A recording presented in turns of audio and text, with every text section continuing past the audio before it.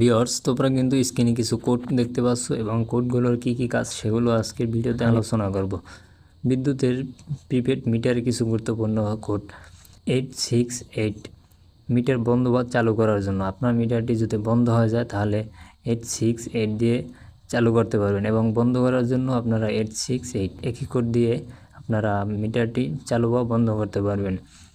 এবং দ্বিতীয় যে অপশনটি আছে সেটি হচ্ছে 810। এটার কাজ হচ্ছে ইমার্জেন্সি ব্যালেন্স। যেমন ধরুন আপনার যদি মিটারের টাকা শেষ হয়ে যায় এবং আপনি যদি একজন বিজনেসম্যান হয়ে থাকেন তাহলে কিন্তু আপনাদের এটা অনেক বড় একটা গুরুত্বপূর্ণ বিষয়।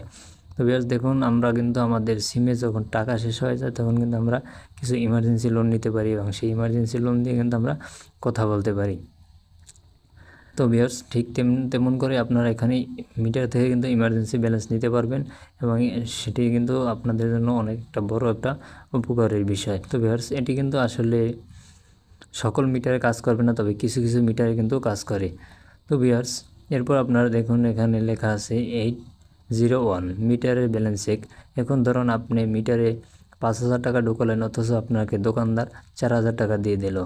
এখন তো আপনি জানেন না যে আপনাকে মিটারে কত টাকা আসছে। তো ভিউয়ার্স আপনি চেক করার জন্য 801 এটা দিয়ে আপনারা মিটার ব্যালেন্স চেক করতে পারবেন এবং 800 এটা দিয়ে আপনারা ইউনিট দেখতে পারবেন এবং 869 এটা দিয়ে আপনারা কিলোওয়াট দেখতে পারবেন।